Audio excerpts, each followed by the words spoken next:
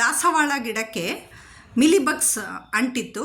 ಅದಕ್ಕೆ ನಾನು ಮನೆಯಲ್ಲಿಯೇ ಔಷಧಿಯನ್ನು ತಯಾರಿಸ್ಬಿಟ್ಟು ಸ್ಪ್ರೇ ಮಾಡಿದೆ. ಸ್ಪ್ರೇ ಮಾಡಿದ 5 ನಿಮಿಷದ ನಂತರ ಈ ಥರ ಒಂದು ಕಡ್ಡಿಯಿಂದ ಕೆರೆದು ತೆಗೆದಿದ್ದಕ್ಕೆ ಎಲ್ಲ ಮಿಲಿಬಗ್ಸು ಹೊರಟೋಯ್ತು. ಬೇಡ ಬಿಸಾಡಬೇಕು ಅಂತ ಅನ್ನುವ ವಸ್ತುಗಳಿಂದ ನಾನು ಒಂದು ಹೋಮ್ ರೆಮಿಡಿ ಮಾಡಿದೆ ಈ ಮಿಲಿಬಗ್ಸ್ಗೆ. ನಮಸ್ಕಾರ. ಬೆಟ್ಟದ ನಲ್ಲಿಕಾಯಿ ಮತ್ತು ಅಲೋವೆರಾ ಲೀಫಿಂದ ನಾನು ಜ್ಯೂಸ್ ಮಾಡಿಬಿಟ್ಟು ಬಾಟಲಲ್ಲಿ ತುಂಬಿಟ್ಕೊಂಡೆ. ಅದನ್ನು ದಿನ ಬೆಳಗ್ಗೆ ಕುಡಿಯೋದಕ್ಕೆ ದೇಹಕ್ಕೆ ತಂಪು, ಆರೋಗ್ಯಕ್ಕೆ ಒಳ್ಳೆಯದು ಅಂತ ಹೇಳಿಬಿಟ್ಟು ಆ ವಿಡಿಯೋ ಕೂಡ ನಾನು ಅಪ್ಲೋಡ್ ಮಾಡಿದ್ದೀನಿ.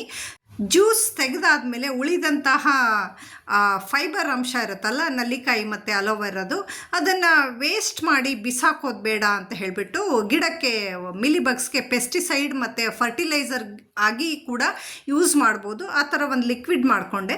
ಅದಕ್ಕಾಗಿ ಒಂದು ಪ್ಲಾಸ್ಟಿಕ್ ಡಬ್ಬದಲ್ಲಿ ಸ್ವಲ್ಪ ನೀರನ್ನು ತೊಗೊಂಡ್ಬಿಟ್ಟು ಅರಿಶಿಣದ ಪುಡಿ, ಅಡಿಗೆಗೆ ಯೂಸ್ ಮಾಡ್ತೀವಲ್ಲ ಆ ಅರಿಶಿಣದ ಪುಡಿಯನ್ನು ಹಾಕ್ಕೊಳ್ತಾ ಇದ್ದೀನಿ. ನಂತರ ಬೆಟ್ಟದ ನಲ್ಲಿಕಾಯಿ ಇದು ಫೈಬರ್ ಉಳಿದಿತ್ತಲ್ಲ ಅದನ್ನು ಸೇರಿಸ್ಕೊಳ್ತಾ ಇದ್ದೀನಿ. ಅದಾದ ನಂತರ ಈ ಅಲೋವೆರಾ ಸಿಪ್ಪೆ ಉಳಿದಿತ್ತಲ್ಲ ಅದನ್ನೆಲ್ಲ ಸೇರಿಸ್ಬಿಟ್ಟು ನಾನು ಒಂದು ಡಬ್ಬದಲ್ಲಿ ಹಾಕಿ ಇಟ್ಕೊಳ್ತಾ ಇದ್ದೀನಿ. ನಂತರ ಡಬ್ಬವನ್ನು ಪ್ರತಿದಿನ ತೆಗೆದುಬಿಟ್ಟು ಈ ಥರ ಮತ್ತೊಮ್ಮೆ ಮಿಕ್ಸ್ ಮಾಡಿ ಮತ್ತು ಡಬ್ಬ ಕ್ಲೋಸ್ ಮಾಡಿ ಇಡ್ತೇನೆ. ಇಲ್ಲ ಅಂತಂದರೆ ನಾವು ದಿನ ಈ ಥರ ಡಬ್ಬವನ್ನು ಓಪನ್ ಮಾಡಿ ಮಿಕ್ಸ್ ಮಾಡದೆ ಹೋದರೆ ಆ ಫರ್ಮೆಂಟ್ ಆಗಿರೋ ವಾಟರು ಡಬ್ಬದಿಂದ ಹೊರಗಡೆ ಉಕ್ಕುತ್ತೆ ಮತ್ತು ಫಂಗಸ್ ಬಂದುಬಿಡುತ್ತೆ. ಫಂಗಸ್ ಬಂದಿರೋ ನೀರು ಒಳ್ಳೆಯದಲ್ಲ ಗಿಡಗಳಿಗೆ. ಅದನ್ನು ಮತ್ತೆ ನೀಟಾಗಿ ಒಂದು ಬಟ್ಟೆಯಿಂದ ಸೋಸ್ಕೊಳ್ತಾ ಇದ್ದೀನಿ. ಲಿಕ್ವಿಡ್ನ ಸಪ್ರೇಟ್ ಮಾಡ್ಕೊಳ್ತಾ ಇದ್ದೀನಿ.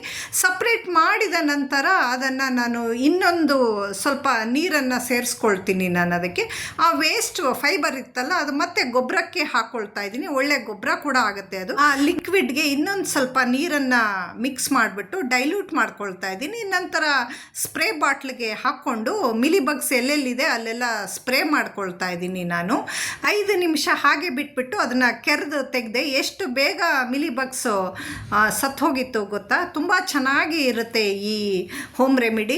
ನೀವು ಮಾಡಿಕೊಂಡು ಟ್ರೈ ಮಾಡಿ ನನಗೆ ಹೇಗಿತ್ತು ಅಂತ ಹೇಳಿಬಿಟ್ಟು ಕಮೆಂಟ್ ಸೆಕ್ಷನಲ್ಲಿ ಕಮೆಂಟ್ ಮಾಡಿ ತಿಳಿಸಿ. Thank you for watching. ಮತ್ತೊಮ್ಮೆ ಸಿಗ್ತೀನಿ. ಬಾಯ್.